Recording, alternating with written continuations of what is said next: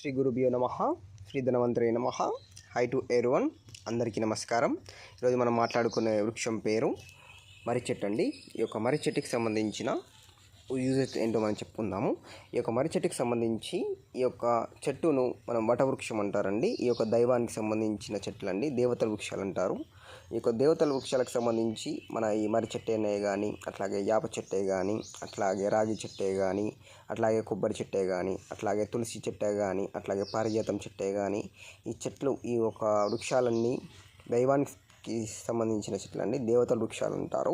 ఈ యొక్క దేవతల వృక్షాలలో ఈ యొక్క మర్రి చెట్టు మెయిన్ ఇంపార్టెంట్ అండి, నెంబర్ 1 స్థానంలో ఉంది. ఈ యొక్క మర్రి చెట్టుకి సంబంధించి ఈ యొక్క మర్రి చెట్టుకి ఆధీనంలో ఉండేది పరమేశ్వరుడు అండి.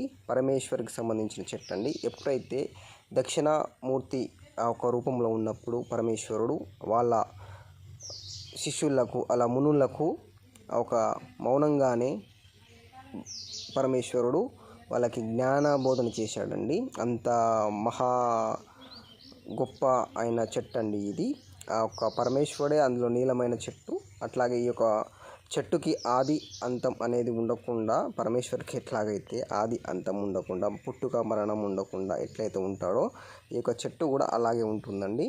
అట్లాగే ఈ యొక్క చెట్టుకు సంబంధించి ఈ యొక్క పండ్లే కానీ, ఈ యొక్క చిగురులే కానీ, అట్లాగే ఊడలు అంటారు కదా, ఊడలు, ఆ ఊడలతోనే కానీ, ఈ యొక్క పాలతోనే కానీ చాలా ఉపయోగాలు ఉంటాయండి.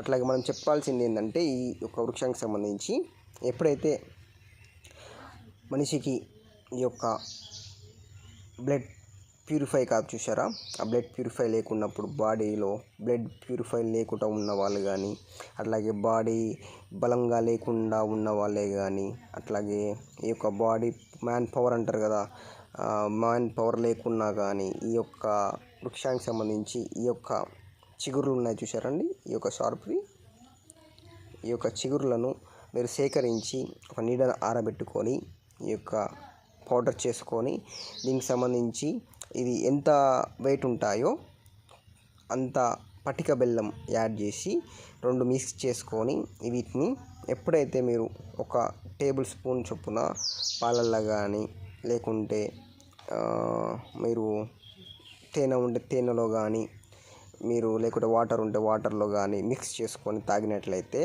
ఈ యొక్క సంబంధించిన ఈ యొక్క వెయిట్ లేకున్నా, ఈ యొక్క మ్యాన్ పవర్ లేకున్నా, బ్లడ్ ప్యూరిఫై కాకుండా ఇవి చాలా క్యూర్ అవుతాయండి.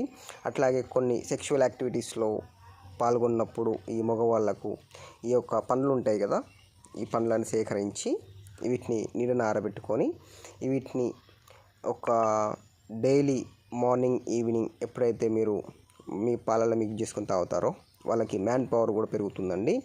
అట్లాగే ఈ యొక్క బాడీ గ్రోత్ ఉంటుంది చూసారా, కొందరు ఎంత తిన్నా కూడా బలం పెరగకుండా, అట్లాగే ఎంత తిన్నా ఏ పని చేసినా కూడా పని చేత కాకుండా ఉన్న వాళ్ళు కూడా ఈ యొక్క పాలే కానీ, ఈ యొక్క పండ్ల ఈ సంబంధించిన పౌడర్ కానీ తాగినట్లయితే చాలా మెరుగ్గా వాళ్ళు